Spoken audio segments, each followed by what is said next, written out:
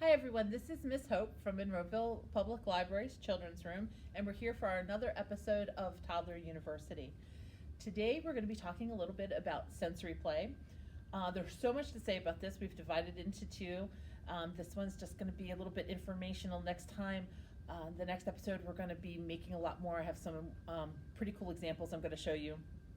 But just to get a little bit of the background out of the way, I know sensory play is something we're hearing about a lot more nowadays than maybe we used to.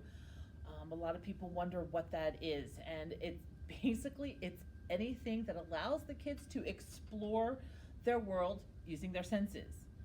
And you guys know it: touch, taste, sound, sight, smell, all those kind of things.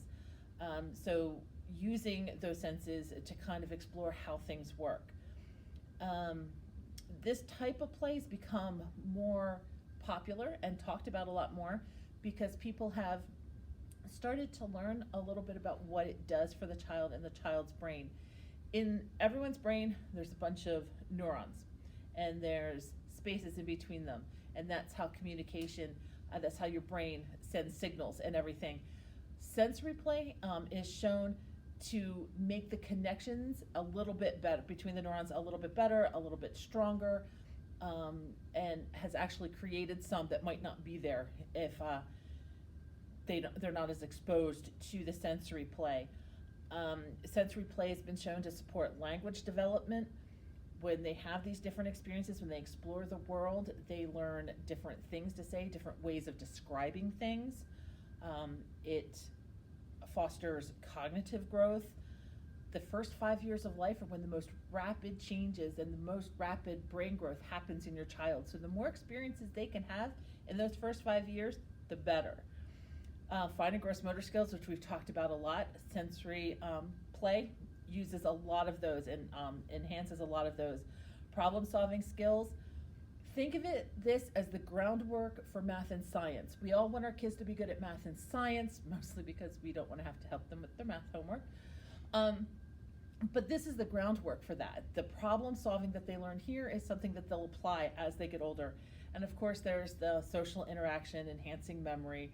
Do you remember when we played with and the different experiences that they have?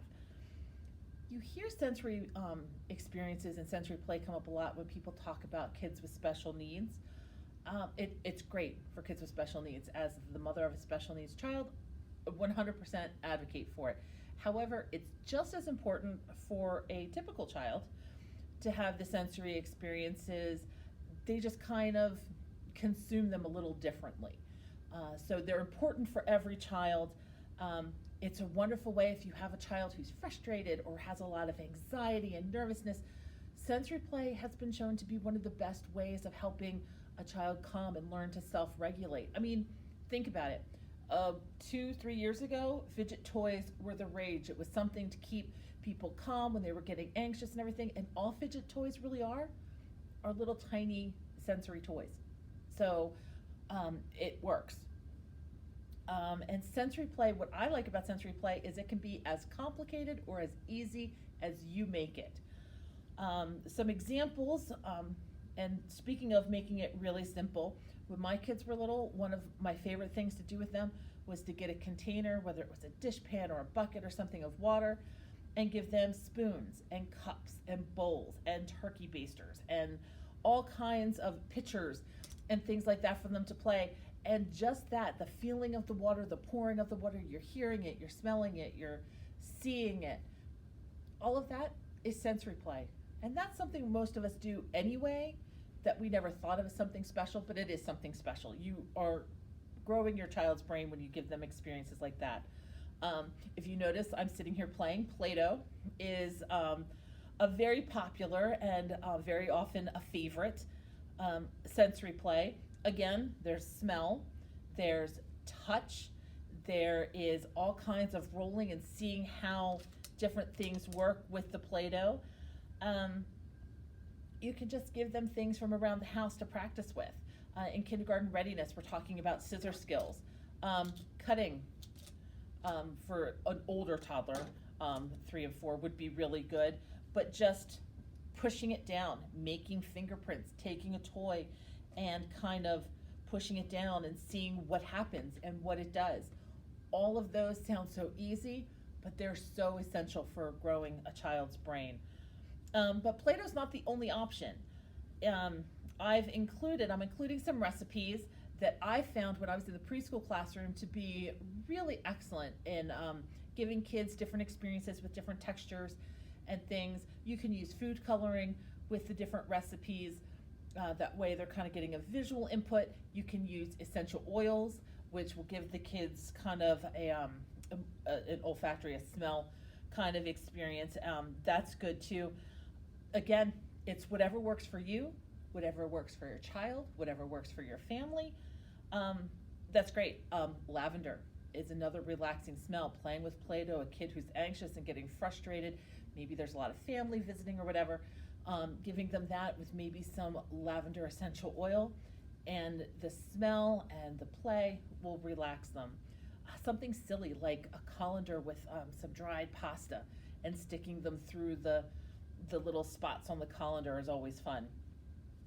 One of the best ways to give your kids a sensory experience is cooking. Having your child cook with you. Think of all the senses. They're exploring taste when they're trying the little things. They're touching, they're feeling, they're smelling, they're listening to the instructions, they're hearing the water boil, all those kind of things. Even toddlers can get a job in the kitchen. Maybe you're not going to want to give them a knife. I got you. But definitely, even if they're helping put the leftovers in containers, point out how things smell. Talk about what the different things feel like. Cooked spaghetti and dry spaghetti feels very different. It smells very different. It looks very different. Talk about those differences. Offer your child words describing how things are different. This is how their vocabulary is going to build. Is that hard or is that soft? Is that straight or is it squishy? All those different things are building their vocabulary and building their brain all at the same time. Find things your child can safely taste when you're making different things, like maybe a little piece of uncooked potato and a piece of cooked potato. Talk about the differences there. The more they can explore the world around them, the more they're going to learn, and that is our entire goal with toddlers. This is the point where their brain's growing, and so we want to fit as many experiences in there as we can. So in our next episode of Toddler University, we're going to definitely hit on some really cool things that your child can use for some sensory play and things that you guys can talk about.